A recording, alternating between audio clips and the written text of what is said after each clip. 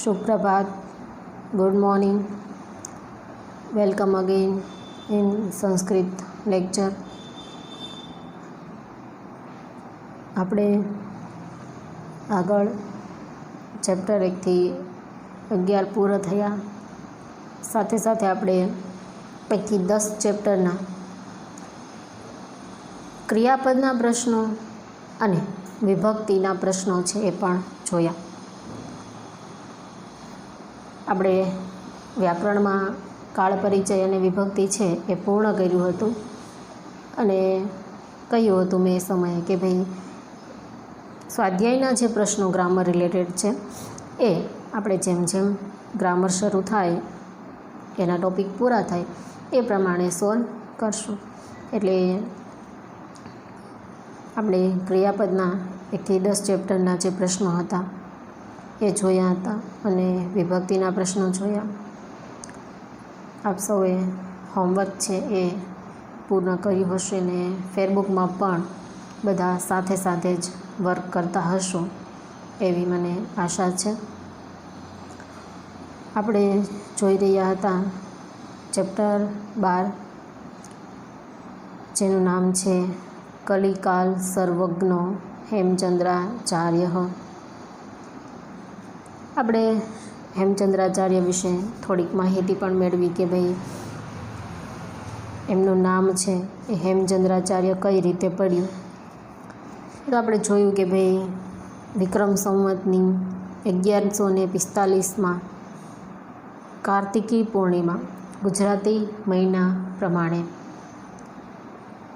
વર્ષનો પહેલો મહિનો કારતક મહિનો અને એના પૂર્ણિમાના દિવસે અમદાવાદ જિલ્લાના ધંધુકા ગામે હેમચંદ્રાચાર્યનો જન્મ થયો હતો. એ સમયેનું નામ છે એ ચંગદેવ રાખવામાં આવ્યું હતું.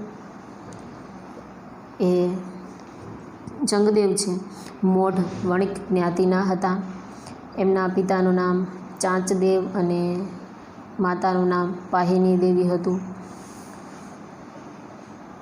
આ જે ચંગદેવ છે એ 8 વર્ષના થયા એટલે એમણે ખંભાત મુકામે દેવચંદ્ર સુરીજી મહારાજ એમની પાસેથી દીક્ષા લીધી. એમને ગુરુ બનાવ્યા. દીક્ષા લીધી એટલે ચંગદેવ છે એ સોમચંદ્ર બન્યા અને સોમચંદ્ર તરીકે ઓળખાવા લાગ્યા.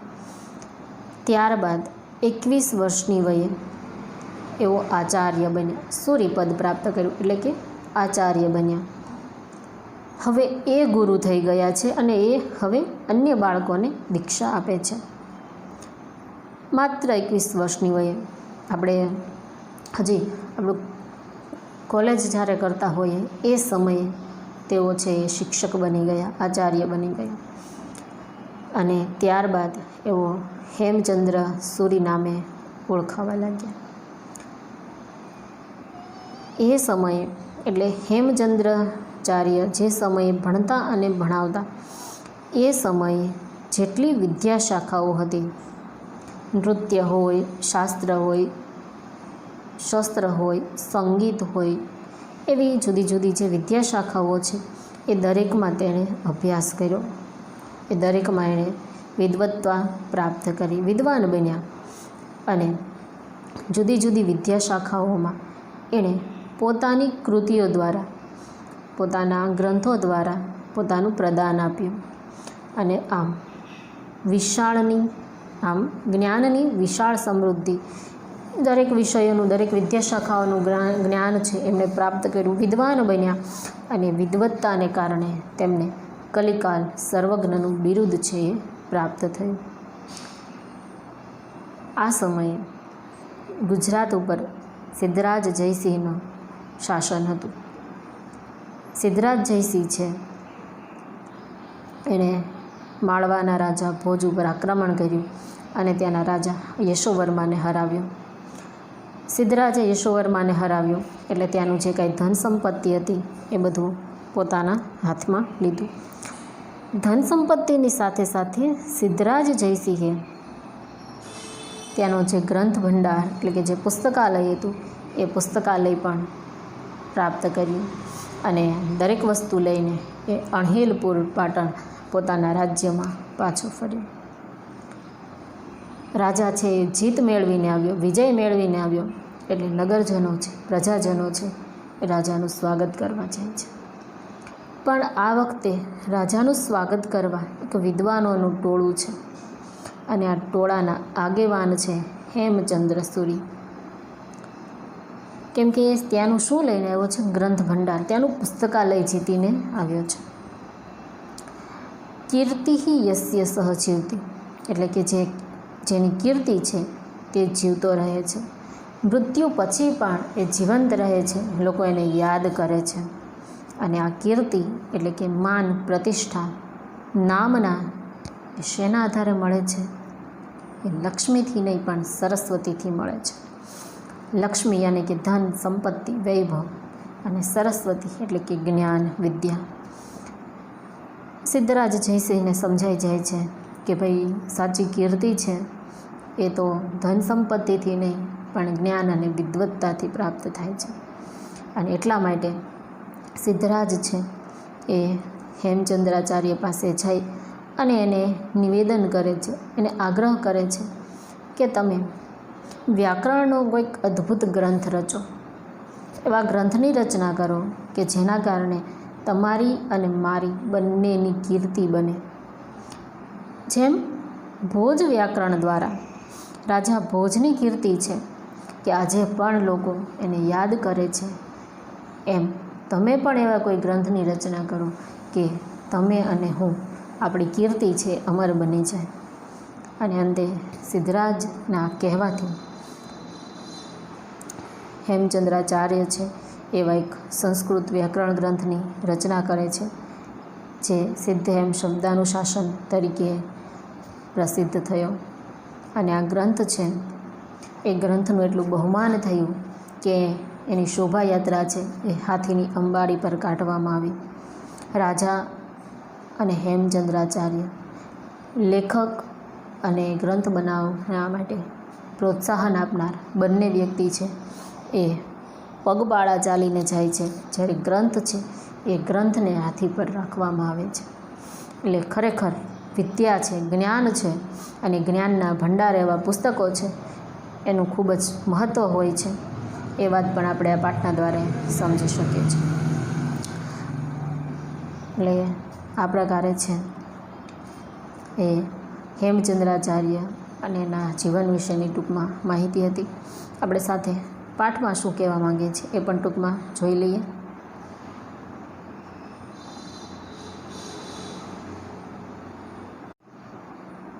આપણે ટૂંકમાં તે જોઈશું પાઠ. વિક્રમ રાજાની 12મી સદીમાં, એટલે કે વિક્રમ સંવત 12મી સદીમાં સિદ્ધરાજ છે એણે માળવાના રાજા ઉપર આક્રમણ કર્યું અને વિજય મેળવી. વિજય પછી જયસિંહ છે એટલે કે સિદ્ધરાજ છે એ રાજા યશોવર્માનું બધું ધન મેળવી અને અણહિલપુર પાછો આવ્યો. પૈસાની સાથે સાથે તેનો ગ્રંથાગાર, ગ્રંથ ભંડાર છે, પુસ્તકાલય છે એ પણ તેના હાથમાં આવ્યો. અને આ ગ્રંથ ભંડાર છે એમાં ઘણા બધા અદ્વિતીય ગ્રંથો હતા. આ ગ્રંથોમાં ભોજ દ્વારા રચિત સરસ્વતી કંઠાભરણ નામનો પ્રસિદ્ધ ભોજ વ્યાકરણ પણ એક હતું. એકવાર સિદ્ધરાજ વિચારોના પથ પર સવાર છે.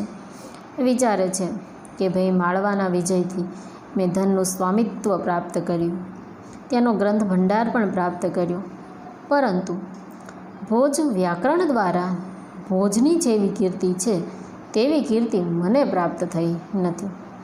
આથી મારે પણ એવું કંઈક કરવું જોઈએ જેથી મારી કીર્તિ રાજા ભોજ જેવી બને.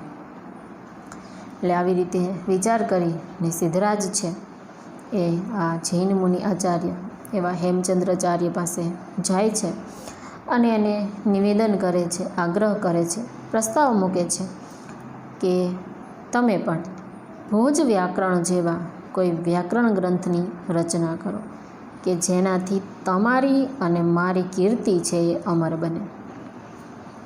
એટલે સિદ્ધરાજના નિવેદનથી હેમચંદ્રાચાર્યને એવું લાગે છે કે નાના ભાઈ રાજાની વાત બરાબર છે, એટલે એ પણ એક અદ્વિતીય વ્યાકરણ ગ્રંથની રચના કરે છે, જે સિદ્ધહેમ વ્યાકરણ નામે પ્રસિદ્ધ છે.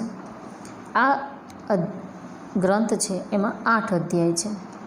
એ 8માંથી શરૂઆતના જે પહેલાં 1 થી 6 અધ્યાય છે એમાં સંસ્કૃત ભાષાનું વ્યાકરણ છે, અને ત્યારબાદના છેલ્લા જે 2 અધ્યાય છે એ અધ્યાયમાં પ્રાકૃત ભાષાનું વ્યાકરણ છે. આવા બધા જે ગ્રંથો છે, જે મોટા મોટા પુસ્તકો છે, એમાં પ્રકરણ હોય, ચેપ્ટર હોય છે અલગ અલગ, જેને અધ્યાય તરીકે ઓળખવામાં આવે છે. એટલે આ સિદ્ધહેમ વ્યાકરણ છે એમાં મૂળ 8 અધ્યાય છે. પહેલાં 6 સંસ્કૃત ભાષાનું વ્યાકરણ ને બીજા 2 અધ્યાયમાં પ્રાકૃત ભાષાનું વ્યાકરણ છે. તો હેમચંદ્રાચાર્યએ સિદ્ધહેમ વ્યાકરણ તો લખ્યું જ છે, સાથે સાથે એમણે બીજા અન્ય ગ્રંથો પણ લખ્યા છે, અને આ ગ્રંથોમાં મળી અને 1 લાખ શ્લોક જેટલું એનું પ્રમાણ થાય છે. અન્ય સાહિત્યો જે છે, જે હેમચંદ્રાચાર્યએ લખ્યા છે, એમાં એક કોશ ગ્રંથ છે જેનું નામ છે અભિધાન ચિંતામણી.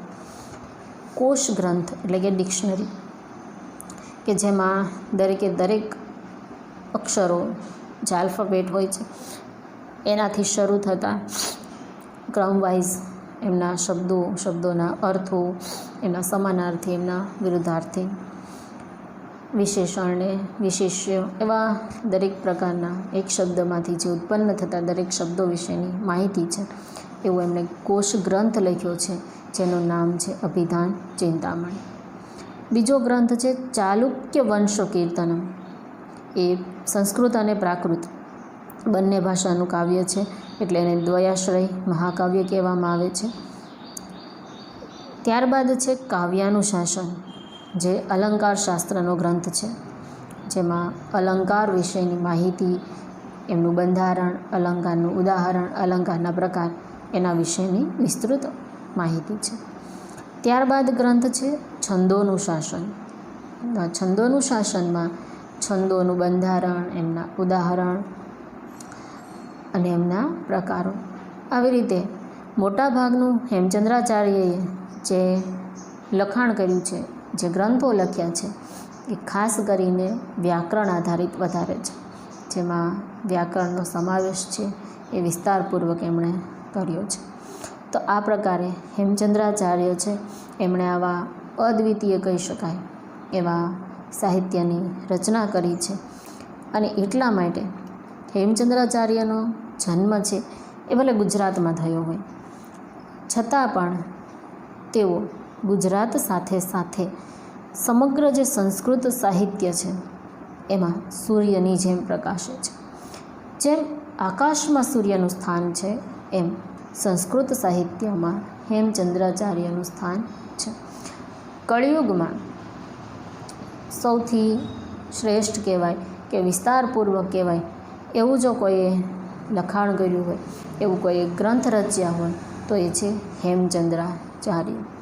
એટલે આ હેમચંદ્રાચાર્ય છે એ વિશાળ માહિતી, જ્ઞાન અને વિદ્વત્તા ધરાવે છે, એટલા માટે એમને કલિકાલ સર્વજ્ઞ એવું બિરુદ છે એ પ્રાપ્ત થયું છે. આ પ્રકારે પાઠ છે એનો સારાંશ આપણે ટૂંકમાં જોયું.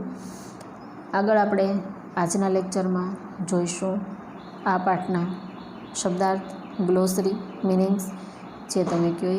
તો આગળ વધીએ.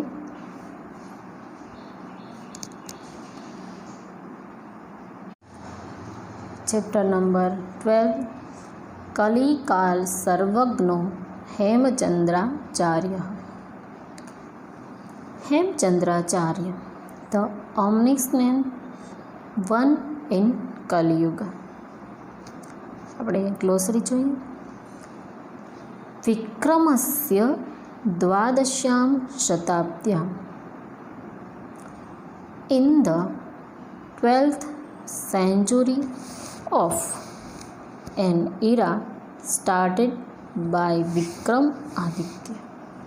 એટલે કે રાજા વિક્રમ છે, વિક્રમાદિત્ય રાજા છે, એમણે પોતાના નામથી વિક્રમ સંવત શરૂ કર્યું હતું. અને એની જે 12મી સદી છે, એટલે આપણે એમ કહી શકીએ કે ભાઈ લગભગ 2076 વર્ષ પહેલાં રાજા વિક્રમ થઈ ગયા હતા. અને એ રાજા વિક્રમે વિક્રમ સંવત શરૂ કર્યું હતું. એની 12મી સદી એટલે કે 1200 વર્ષ રાજા વિક્રમના કહીએ તો ત્યારે આ હેમચંદ્રાચાર્ય છે એનો જન્મ થયો હતો. Siddharaj Jaysinh, the king of Anahilpur. રાજ્ય ગુજરાતનું પાટણ છે. એ પાટણમાં અણહિલપુર નામનું ગામ છે અને તેના રાજા છે સિદ્ધરાજ જયસિંહ. માલવ વિજયમ, કોન્ક્વિસ્ટ ઓફ માલવ. વિજય અનંતરમ, after the conquest. Draupadi, king. સર્વમ ધનમ, ઓલ ધ વેલ્થ.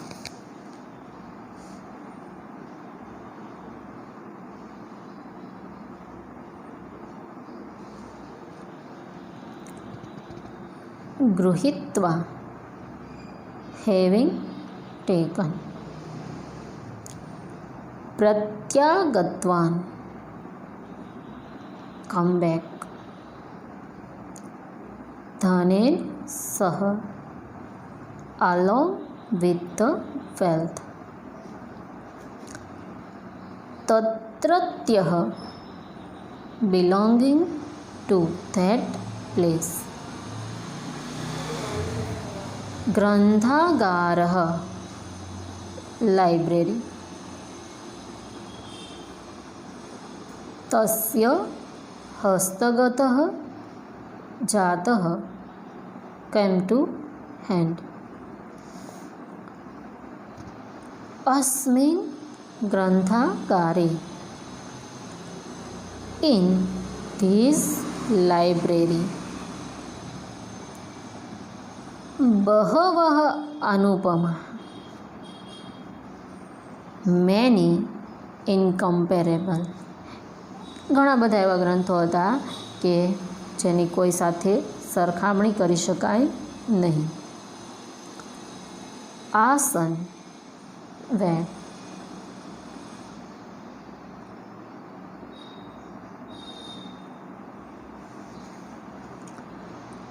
ભોજ વ્યાકરણમ અપી,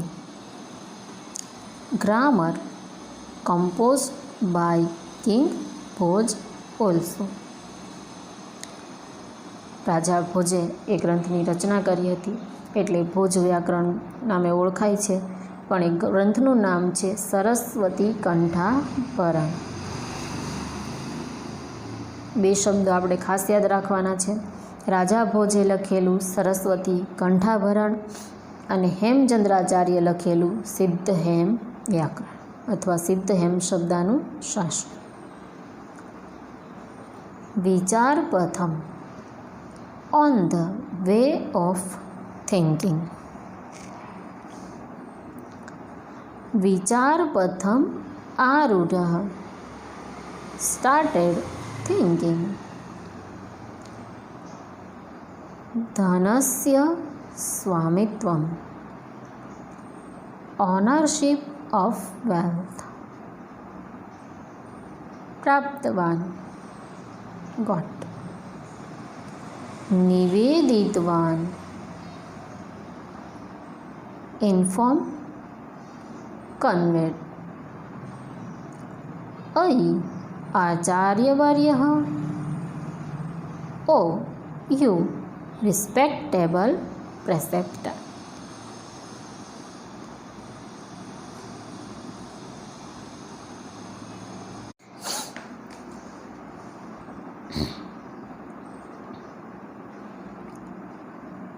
We rachayantu, compose. Bhavatam, your. Kirtihi, fame. प्रेरिताः इंस्पायर्ड एकम अपूर्वम वन यूनिट प्रारंभिकेषु इन द फर्स्ट अंतिमयोः इन द लास्ट प्राकृत भाषाणाम of Prakrit language there were languages other than Sanskrit such as Shorseni, Magdi, Ardh-Magdi, Pali, Maharashtri, Upbransh, etc. જેમ સંસ્કૃત ભાષા છે એ પ્રકારે પ્રાકૃત ભાષાઓ છે જેનો અમુક જગ્યાએ ઉલ્લેખ છે થતો હોય છે. પાત્રો છે એ પોતાની ભાષાનો ઉપયોગ કરતા હોય છે, જેમ કે શોરસેની છે, માગધી છે કે અર્ધમાગધી છે, અપભ્રંશ છે, પાલી છે, મહારાષ્ટ્રી છે વગેરે. તો આ બધી ભાષાઓ છે એ જૈન ધર્મથી ધીમે ધીમે એનો ઉલ્લેખ છે જોવા મળે છે. સૌથી પ્રાચીન ભાષા સંસ્કૃત. ત્યારબાદ ધીમે ધીમે થોડા થોડા પરિવર્તનો સાથે પ્રદેશો પ્રમાણે અલગ અલગ ભાષાઓ છે અસ્તિત્વમાં આવી.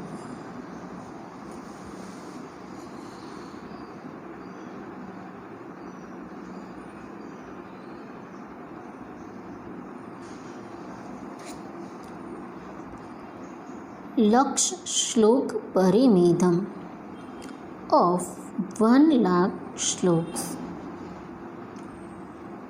साहित्य लिटरेचर कोश ग्रंथ डिक्शनरी लब्धजनी हु वॉज बोर्न न केवलम नॉट ओनली अपितु बट ऑल्सो समग्रे अपि इन द होल.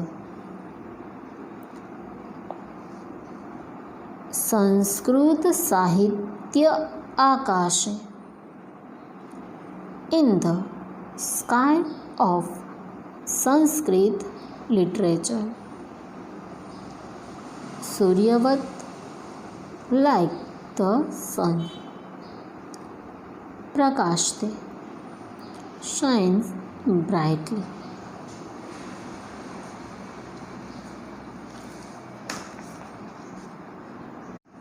તો આ પ્રમાણે છે આ પાઠના શબ્દાર્થ. નાનકડો એવો પાઠ છે એટલે ગ્લોસરી પણ સાવ શોર્ટ છે, બહુ ખાસ કાંઈ શબ્દો છે નહીં. આજના હોમવર્કમાં MCQs છે જે ટેક્સ્ટબુકમાં તમે ટીક કરવાના છો. સંસ્કૃત ક્વેશ્ચન આન્સર માત્ર 5 જ ક્વેશ્ચન છે, સંસ્કૃત ક્વેશ્ચન આન્સર કરવાના છે. એક્ઝામમાં આપણને આ પાઠમાંથી એક તો પૂછાય છે, આપણને સેન્ટેન્સ આપ્યા હોય છે, ઇંગ્લિશ સેન્ટેન્સ આપ્યા હોય છે, એના આપણે સંસ્કૃત ટ્રાન્સલેટ કરવાના હોય છે.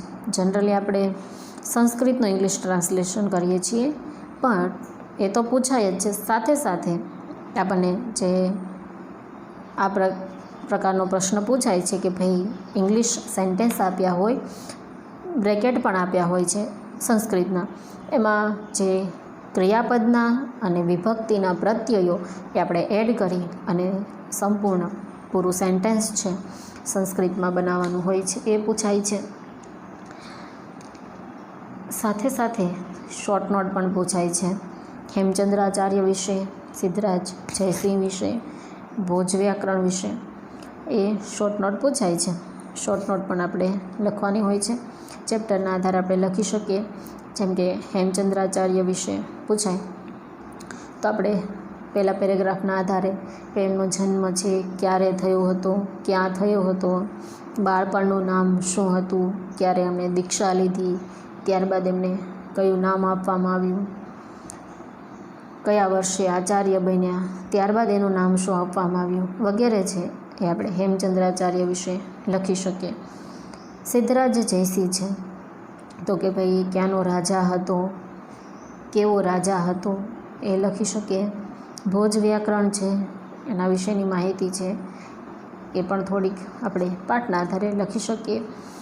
આ ઉપરાંત દરેક વિષયની માહિતી છે એ આપણને નેટ ઉપર પુષ્કળ પ્રમાણમાં મળી રહે છે, એટલે શોર્ટ નોટ છે એ પણ તૈયાર કરવાની છે. આજે આપણે આટલું રાખીએ. આગળ જ્યારે મળીશું નેક્સ્ટ લેક્ચરમાં ત્યારે આપણે પાઠનું ટ્રાન્સલેશન છે એ જોઈશું. ત્યાં સુધી ટેક કેર, બાય બાય.